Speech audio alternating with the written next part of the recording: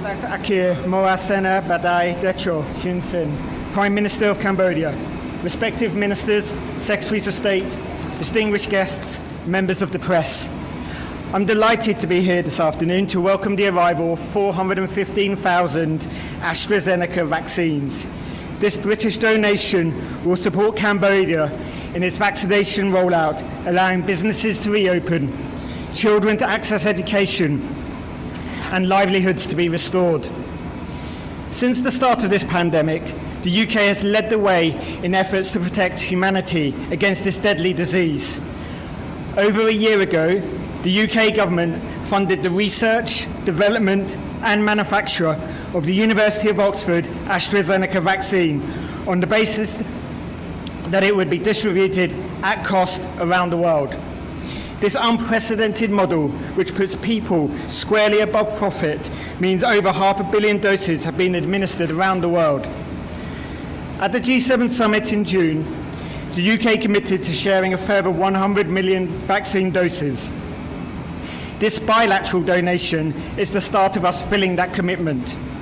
Whilst these vaccines are being donated bilaterally to ensure a quick rollout to halt the spread of new variants, 80% of our total commitment will continue to go to the COVAX facility. The UK government helped to establish COVAX last year and is the fourth biggest donor, pledging over $750 million to the scheme. COVID-19 vaccines are the best way to protect people. I applaud the Royal Government of Cambodia for your rollout of vaccines and support to the most needy in Cambodia. I particularly wish to share the British Embassy's appreciation to all the healthcare workers around Cambodia, from Paylin to Ratanakiri to Phnom Penh. They have been dedicating their lives to keep us all safe. Nothing could provide more compelling or tragic proof of the necessity of global cooperation than this pandemic, which has swept the world and claimed over 3.7 million lives. Our collective task is now to rebuild our resilience. The UK is focusing on three areas to build back better: healthcare, education and climate change.